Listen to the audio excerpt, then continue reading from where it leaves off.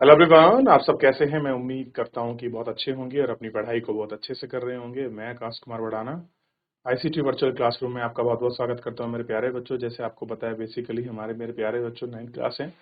Geography हम लोग आपका देख रहे हैं 9th क्लास के अंतर्गत, और क्लाइमेटोलॉजी हमारा चैप्टर चल रहा है। और इसी क्लाइमेटोलॉजी के अंतर्गत हम लोग कल देख रहे थे कि कहाँ कहाँ से कैसे कैसे क्लाइमेट है, कौन कौन से क्लाइमेट को प्रभावित करने वाले जो कारक हैं, उन कारकों की हम लोग बात कर रहे थे। तो कल हम लोग आपका जो है उन कारकों पर बात करते हुए सबसे पहले हमने जो है लैटिट्यूड यानी कि अक्षांशों को अच्छे से देख लिया था। और हमने अक्षांश में 23 हाफ की महत्वपूर्ण भूमिका को समझा। तो जो एक काल्पनिक रेखा है, ऊपर का क्षेत्र उपोष्ण है और नीचे का क्षेत्र उष्ण है, उसकी स्थिति को बताया। और हमने ऊंचाई के महत्व को देखा। हमने आज इस पर बात करेंगे जो आप इंड वेव आपका प्रेशर है, इस पर मैंने आपको बात करने के लिए कहा था। इस पर हम लोग बात करेंगे। क्लियर है? तो ध्यान देना, मौसमी संबंधी अवस्थाएं हैं। वायुदाब और धरातलीय जो पवनें हैं वो डिपेंड करती हैं। ऊपरी एयर संचरण है जो आसमान में क्षोभ मंडल या समताप मंडल के आसपास, क्षोभ मंडल में जो बेसिकली आपका हवाएं चलती हैं, क्लियर है, जिनको हम जेट स्ट्रीम कह सकते हैं। क्लियर है?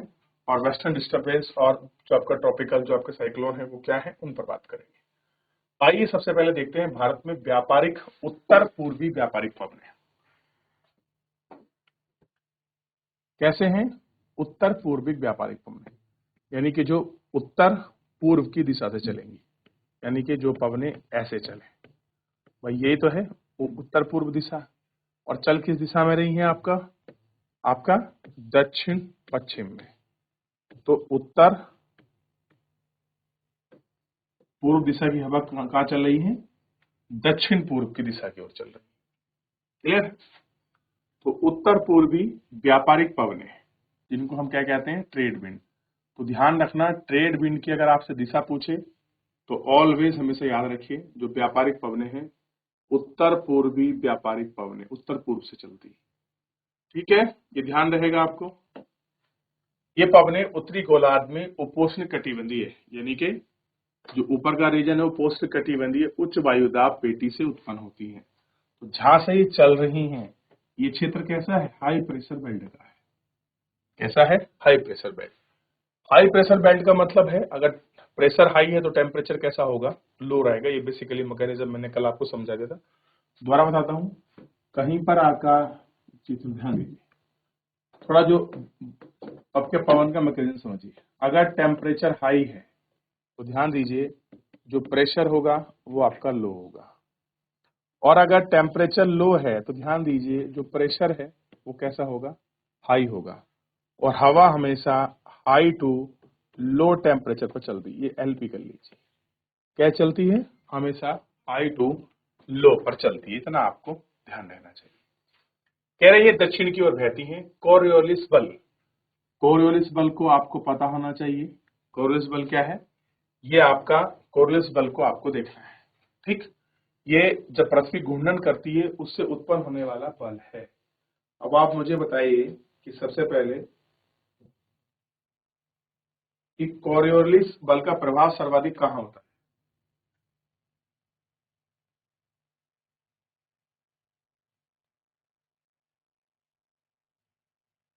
तो ध्यान रखिए, ध्रुवों पर सर्वाधिक होगा जो पोलर एरिया है, और इक्वेटर पर शून्य होगा। तो यहां पर सर्वाधिक रूप से हमको देखने के लिए मिलता है।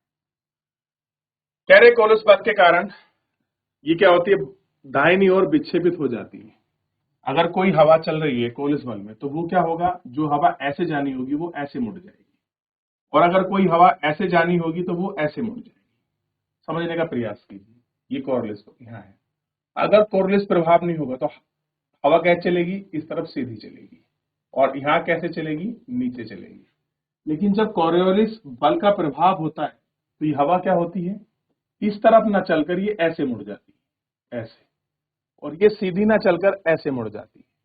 तो ध्यान रखना, कोरियोलिस प्रभाव के कारण उत्तरी गोलार्ध में हवाएं क्या चलती है, एंटी क्लॉकवाइज, और दक्षिणी गोलार्ध में आपका क्या चलती है, क्लॉकवाइज चलती है। ये आपको ध्यान रखना।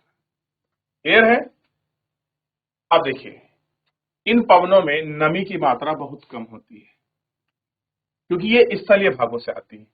तो आपको क्लियर होना चाहिए कि व्यापारिक पवनें क्या होंगी, कि आपका स्थलीय भाग से आती है। इसलिए पवनों के द्वारा इनमें वर्षा नहीं या कम होती है। अब जब ये आपका लैंड से होकर आएंगी तो आप जानते हैं लैंड में मॉइस्चर कम होता है, नमी कम होती है। नमी कहाँ मिलेगी? जो वो किसी आपका वाटर बॉडी से होकर गुजरेंगी तो ये तो आपका नमी को कैप्चर करेंगी। इस प्रकार भारत को शुष्क क्षेत्र होना चाहिए, लेकिन ऐसा नहीं है। भारत अब जो आपका उत्तर पूर्वी पवनें हैं वो कैसी हैं? आपकी ड्राई हैं। ड्राई है तो वर्षा नहीं होनी चाहिए। तो भारत कैसा होना चाहिए? शुष्क होना चाहिए, मरुस्थल की तरह। लेकिन कह रहे हैं ऐसा नहीं है, ऐसा नहीं है। आइए देखते हैं क्यों, कि भारत ऐसा क्यों नहीं है। इन पर हम लोग बात करते हैं। थोड़ी सी एक जानकारी है, इसको पढ़ लीजिए। पृथ्वी के घूर्णन के कारण उत्पन्न होने वाला आभासी बल। आभासी बल का मतलब है जो हमको दिखाई ना दे लेकिन महसूस होता है, उसको आभासी कहते हैं। क्लियर है? अब जैसे मैं हूं, मैं आपको पढ़ा रहा हूं, आप पढ़ रहे हो, ये महसूस कर रहे हो, लेकिन क्या मैं आपके सामने दिख रहा हूं? तो मैं आपको फिजिकली नहीं दिख रहा, आभासी यानी कि आपको वर्चुअली दिख रहा हूं। अब देखिए, इस बल के कारण पवन उत्तरी गोलार्ध में अपने दाईं तरफ और दक्षिणी गोलार्ध में अपने बाईं तरफ। तो ध्यान दीजिए, नॉर्थ में अपना राइट साइड और लेफ्ट में अपना क्या होगा, और सॉरी साउथ में अपना लेफ्ट साइड चलेगी। तो यहां कैसे है? ये ऊपर की तरफ ऐसे, और इधर इस दिशा में। तो क्लियर है? तो ये क्लियर हो गया। ये क्या हो गया? राइट साइड यानी कि एंटी क्लॉकवाइज, और ये क्या हो गया? लेफ्ट साइड यानी कि क्लॉकवाइज। इस दिशा में चलती है। भाई घड़ी क्या चलती है? ऐसे चलती है, और घड़ी उल्टी क्या चलती है? ऐसे चलती है। क्लियर है? ये आपको ध्यान रखना। और कह रहे हैं कि भारत की वायु दाब यानी कि एयर प्रेशर और विंड पैटर्न अद्वितीय है, यानी कि यूनिक है। हिमालय के उत्तर में उच्च दाब होता है। इस क्षेत्र में ठंडी शुष्क हवाएं दक्षिण वाले क्षेत्र महासागरीय क्षेत्र के ऊपर बहती है। ग्रीष्म ऋतु में आंतरिक और पूर्वी उत्तर की भाप निम्न दबाव है। इनमें ग्रीष्म ऋतु का रंग दिन में पूरी दिशा में परिवर्तित रहता है। दक्षिण में हिंद महासागर उच्चावच के रूप में क्षेत्र में उत्तर पूर्वी दिशा में बहते हुए विषुवतीय व्रत को पार करके दाईं ओर मुड़ जाते हैं और भारतीय उपमहाद्वीप की स्थिति में निम्न दाब आपके बहने लगते हैं। कैसे है? वो आपका जो निम्न दाब है वो आपका बहने लगता है। क्लियर है? तो आप इनको बहुत अच्छे से देख सकते हैं। क्लियर है? ये किस प्रकार बह रहे हैं, क्या इनका एयर प्रेसिक मेजरिक है, ये हमको देखना है। क्लियर है?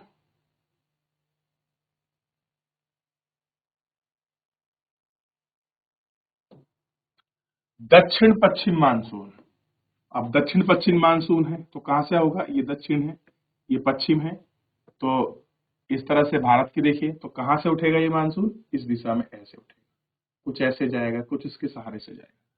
तो दक्षिण पश्चिम मानसून पवने का नाम जाना जाता है। कोस्ट महासागर के ऊपर बहती है। ये जो महासागर इनके ऊपर होकर बहती है, और कोस्ट मतलब तो गर्म हवाएं होती हैं, और ये क्या करती है? नमी ग्रहण कर लेती है और भारत की प्रमुख वर्षा करती है। तो क्या कारण है कि दक्षिण पश्चिम मानसून से वर्षा होती है? क्योंकि ये जो हवा चलती है ये आपका हिंद महासागर से होते हुए अपने साथ नमी को कैरी करती है। नमी कैसे कैरी होगी? एक तो गर्म हवा है, जहां से गुजरेंगी उस क्षेत्र को गर्म करेंगी।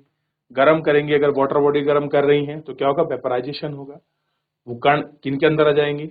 जब किसी क्षेत्र पर सूर्य की प्रकाश किरणें पड़ती हैं तो टेम्परेचर होता है, तो उससे क्या होता है? पानी वेपराइज होता है, हवा ऊपर उठती है और पीछे से हवा आ रही है, अपने साथ इनको कैरी कर कर ले जाती है।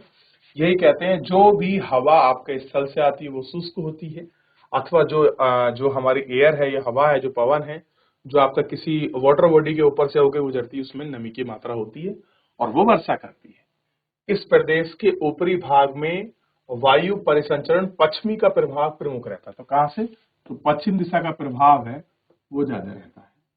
और जेट धाराएं लगभग 27 डिग्री से 30 डिग्री उत्तर तक। तो ये बना 0, ये बना 23। तो यहां से यहां तक का जो रीजन है 30 से 27 के बीच में क्या होता है? मिलती है। तो कोई आपसे पूछ ले जेट धारा कैसी है? जेट धारा पहले एक बार क्लीन कर लेता है थोड़ा सा ये, क्योंकि मैंने पीछे डिजिटल बोर्ड खोला नहीं है।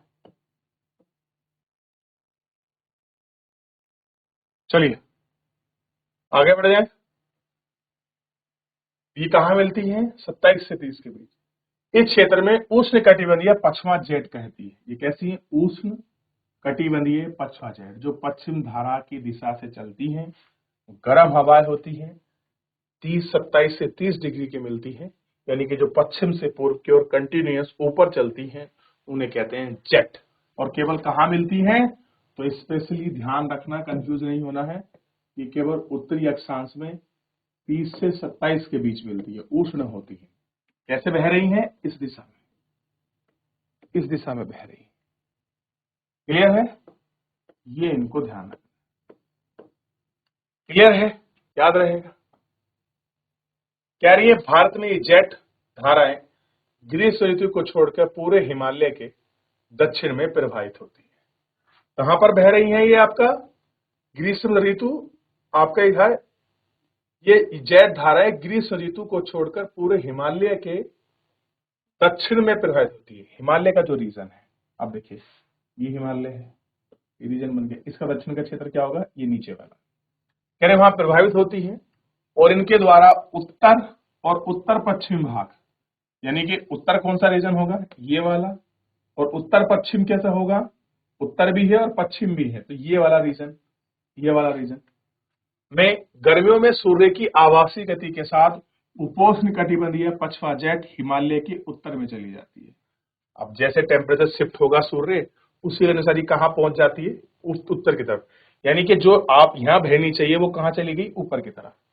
तो पूर्वा जेट धारा को उपोष्ण कटिबंधीय पूर्वा जेट भी कहते हैं। तो अगर आप इसको जेट स्ट्रीम को पूर्वा जेट भी कहेंगे, गलत नहीं है, क्योंकि पूर्व दिशा चलती है और जो हवा जिस दिशा चलती है उस दिशा का उसका नामकरण हो सकता है। और गर्मी के महीने में प्रवेश करके भारत के ऊपर लगभग 14 डिग्री उत्तरी गोलार्ध अक्षांश में प्रवाहित होती है। 14 से प्रवेश करती, लेकिन 27 और 30 के बीच इसका अपने आप में एक बहुत बड़ा रोल या एक बहुत बड़ा इंपॉर्टेंस जो है आपको देखने के लिए मिलेगा। तो जेड स्ट्रीम, जेड धारा को आप देख लीजिए, कहां कहां पर कितने कितने रूप में कैसे कैसे मिलती है, आप इसको देख लेंगे। क्लियर है? फिर आगे बढ़ेंगे इसमें। जेड स्ट्रीम है क्या? आगे बढ़े, चलिए आगे बढ़ते हैं और आगे बढ़ के देखते हैं। तो पूर्वा जेट, आई होप कि क्लियर हो। क्लियर है? अब थोड़ा सा इसी में बढ़ेंगे, वेस्टर्न डिस्टर्बेंस। पश्चिमी विक्षोभ को थोड़ा सा अगर आप देखोगे तो क्लियर होगा। पश्चिमी चक्रवातीय विक्षोभ, देखिए पूर्वा जेट चल रही है गर्मी में, और जो वेस्टर्न डिस्टर्बेंस है वो कब आ रहा है? सर्दी में। तो दोनों ऋतुओं को क्लियर होना चाहिए। तो जेट कब आया? ग्रीष्म में। क्लियर है? कहां चल रहा है? 27 से 30 डिग्री ओनली नॉर्थ। क्लियर है? दिशा क्या है? ईस्ट में। ये कहां चल रही है? सर्दियों में। और पश्चिमी चक्रवात विक्षोभ भू मध्य सागरीय क्षेत्र से आने वाले पश्चिमी विक्षोभ के कारण है।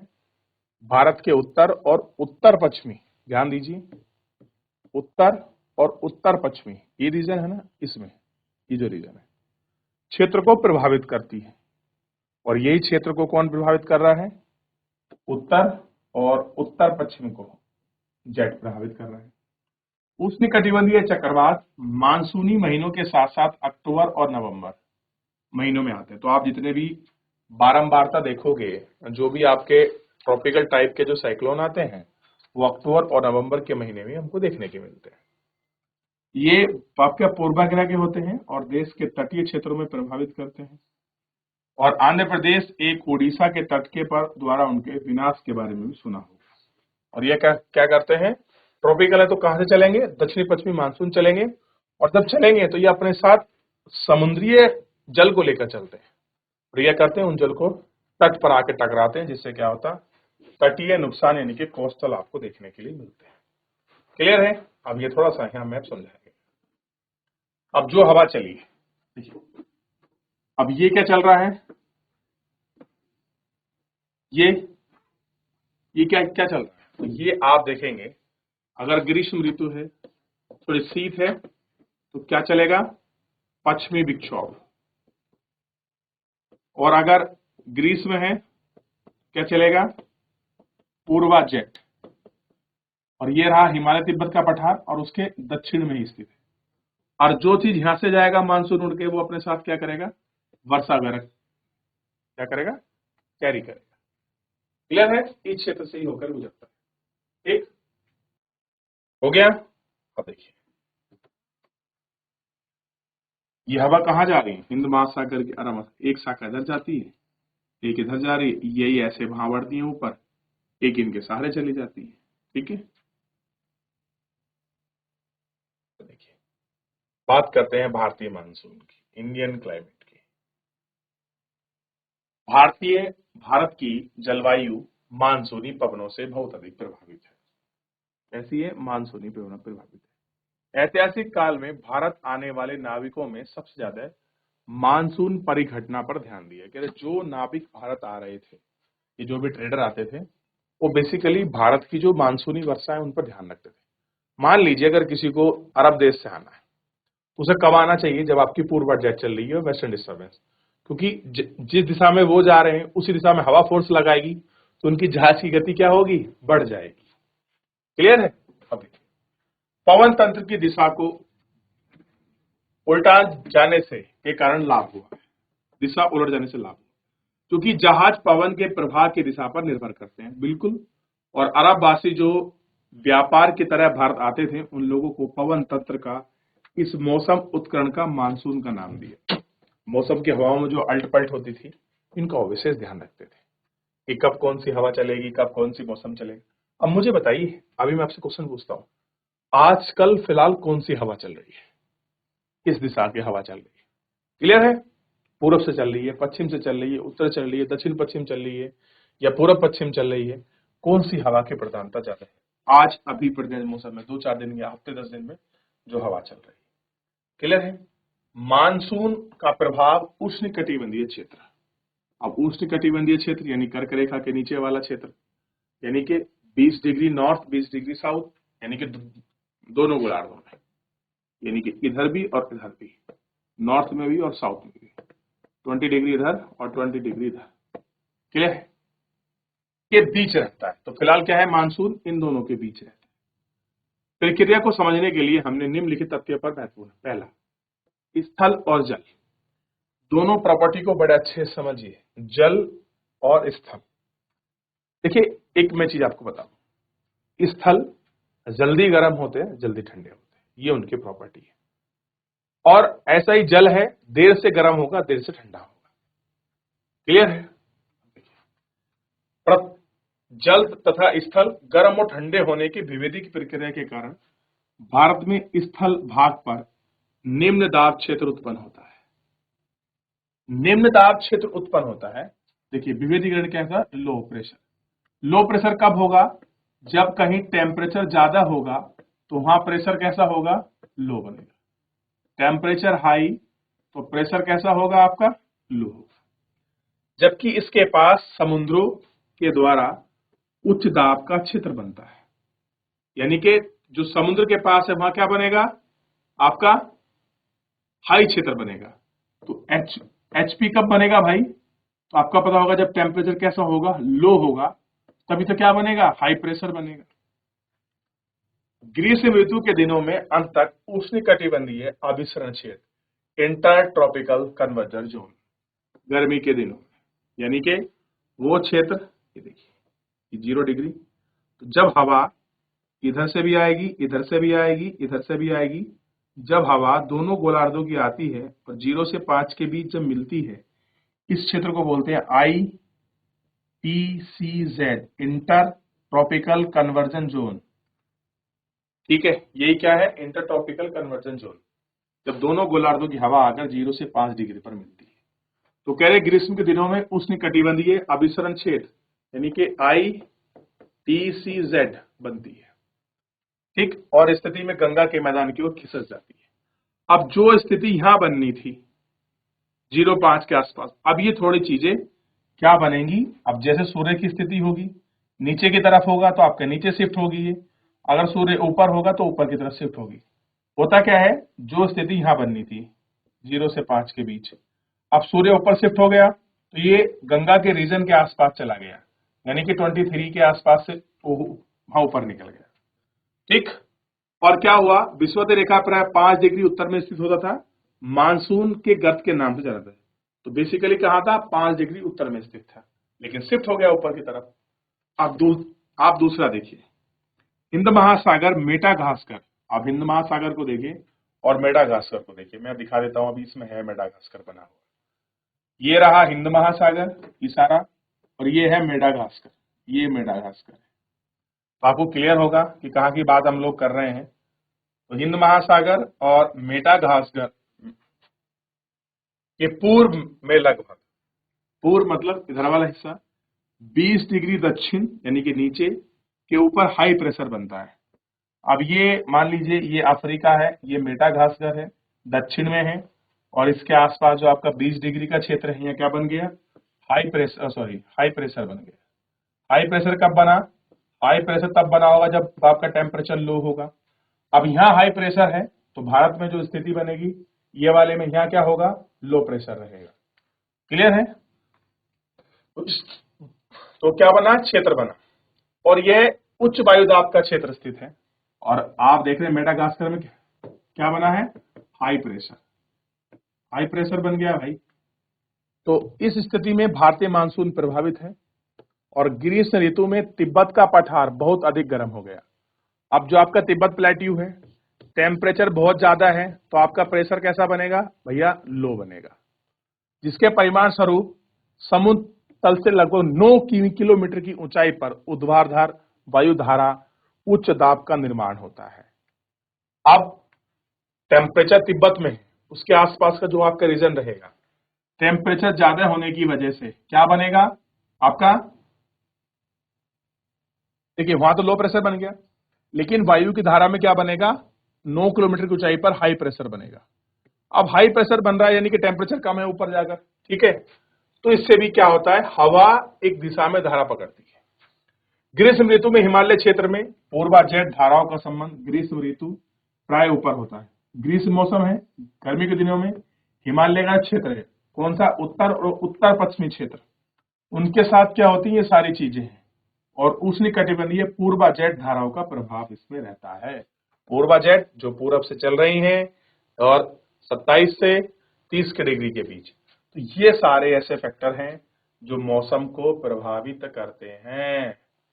क्या करते हैं, मौसम को प्रभावित करते हैं।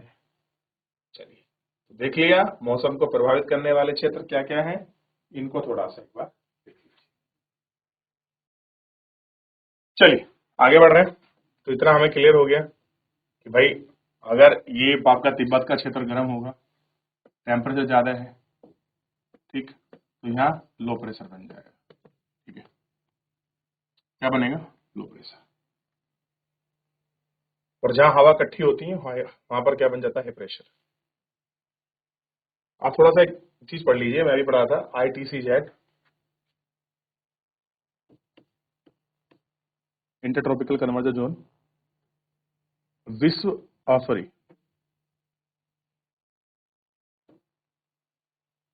विषुववृत्तीय अक्षांश में गर्त और निम्न दाब का क्षेत्र होता है।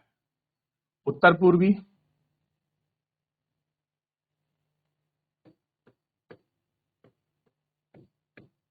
और दक्षिण पूर्वी। दक्षिण पूर्वी मतलब कहां से आएंगी, इधर से आएंगी। तो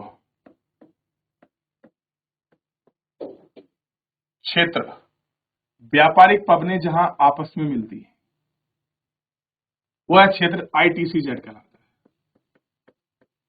तो दोनों दिशाओं में व्यापारिक पवनें चल रही हैं, ये नॉर्थ की हैं और ये साउथ की हैं। नॉर्थ वाली की दिशा क्या है, नॉर्थ ईस्ट है, और जो इनकी दिशा क्या है आपका, साउथ ईस्ट है। कैसी, साउथ ईस्ट है। तो जहां दोनों व्यापारिक पवनें आपस में मिल जाती, क्लियर हो, कहां की भी, दक्षिण की भी और उत्तर की भी, वो जहां क्षेत्र पर ये व्यापारिक पवनें आपस में मिलती हैं, उसी क्षेत्र को कहते हैं ITCZ। ओए हैंग हो गया,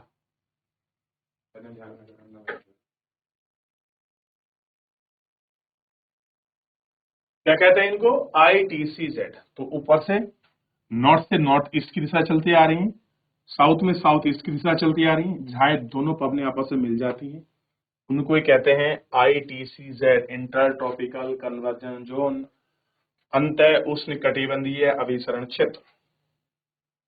क्लियर है? ये आपको क्लियर होना चाहिए। ठीक, अब देखिए आगे बढ़ेंगे और इसके अतिरिक्त इन सारे मुद्दों पर हम लोग आपका बात करेंगे। तो क्या होता है, उत्तर पूर्वी और दक्षिणी पूर्वी व्यापारिक पवनें हैं, और जहां आपस में मिलती हैं वही है आपके इंटर ट्रॉपिकल जोन। लेकिन सूर्य की आवासी गति के साथ साथ ये उत्तर और दक्षिण में खिसकाव होता है। तो ये जब यहाँ बनता है तो अभी तो फिलहाल मान लीजिए यहाँ बन रहा हो, क्या पता है ये कंडीशन यहाँ बने और यहाँ बने। ये सूर्य की शिफ्टिंग पे डिपेंड कर रहा। अगर सूर्य उत्तर की ओर खिसक रहा है तो ये उत्तर की तरफ खिसक जाएंगी, दक्षिण की ओर खिसक रहा है तो ये दक्षिण की ओर खिसक जाएंगी। इनके ऊपर ये इनकी डिपेंडेंसी रहती है। क्लियर है? चलिए आगे बढ़ते हैं। और मैं सोच रहा हूँ कि आगे बढ़ने से पहले थोड़ा सा एक बार आप पीछे नजर दौड़ा लीजिए, हाथ वाथ एक बार आप देख लीजिए। तो जो आपकी पूर्वा जेट है कैसी चली है, इस दिशा में चल रही है, पूरब की दिशा की ओर से। ऐसे मत समझना मैंने अगर ऐसे बताइए तो मैं तो पढ़ा रहा हूं तो मेरा दिशा उल्टा हो रहा है, इसलिए मैं आपको समझा रहा हूं। क्लियर है? मैं एक बार क्लियर कर देता हूं, कहां पर पूर्वा जेट है, कहां पर वेस्टर्न डिस्टर्बेंस है।